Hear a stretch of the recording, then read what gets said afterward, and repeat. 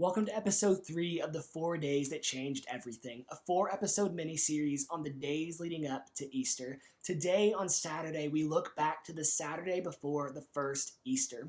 Now, for the first followers of Jesus, this was one of the darkest and most hopeless days of their entire life. But what they would soon find out is that even in the midst of their despair, something beautiful was going on.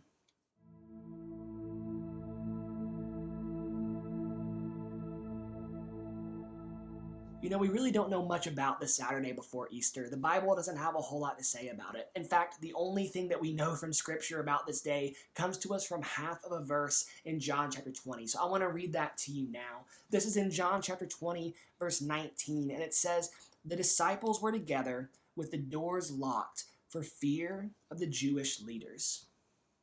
The disciples were huddled together in an upper room with the doors locked out of fear of the Jewish leaders. It's really easy for us on this side of Easter to brush past the pain of Saturday, to jump right from Friday to Sunday. I get it, I do it too.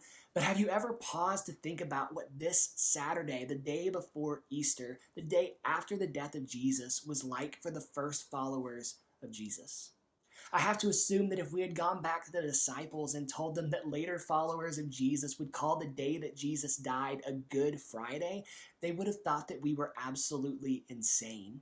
For us, this day is often a day of rest and relaxation. It's the middle of a long weekend. But for the disciples, this was one of the darkest and most hopeless days of their lives. Today was a day that reality was beginning to sink in.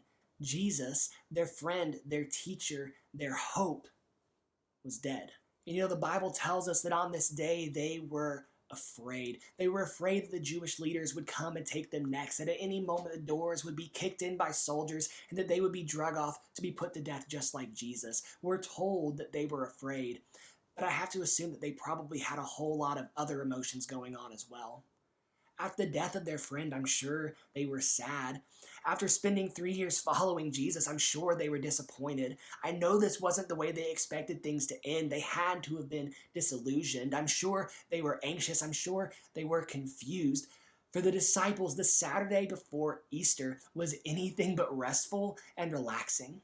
For them, it was one of the hardest days of their entire lives, the day that they came face to face with fear. This was a day when negative emotions threatened to overwhelm them, a day when reality seemed to be far too heavy of a burden for them to carry. And I have to wonder today if maybe some of you watching this feel a whole lot like those disciples.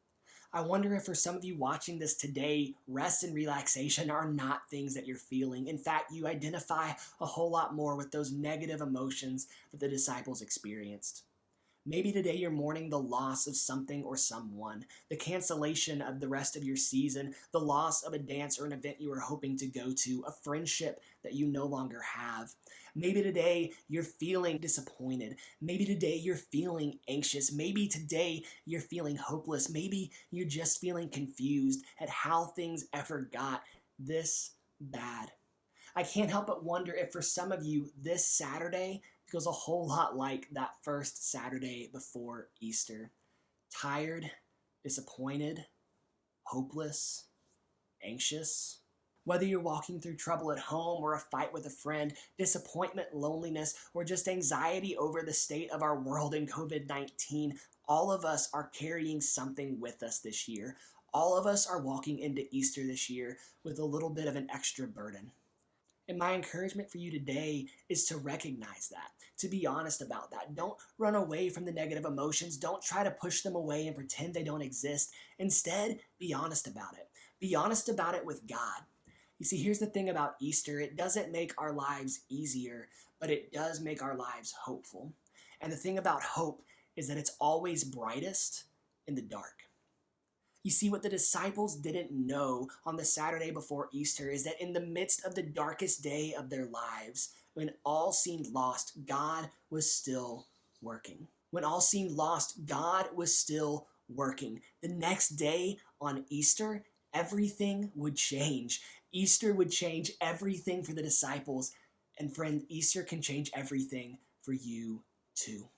Easter doesn't make our lives easier, but it does make our lives more hopeful. And so today, on this Saturday before Easter, I want to encourage you with the truth that the disciples would soon find out. Even in the midst of their darkest moment, when all seemed lost, God was still working. And so, whatever it is that you're walking through today, whatever it is that you're carrying as you prepare for Easter, I want to let you know that whatever is going on, God is still working.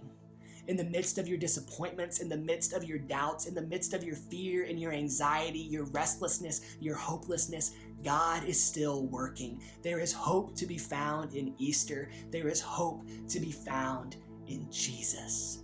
And so today, don't run away from the negative emotions that you're feeling. Don't pretend they don't exist. Instead, be honest about them with God. Give it over to Him and trust Him. Know that He is still working. Know that there is hope because of Easter. Know that there is hope because of Jesus. And that no matter how dark things seem, God is still working. We'll see you tomorrow for episode 4.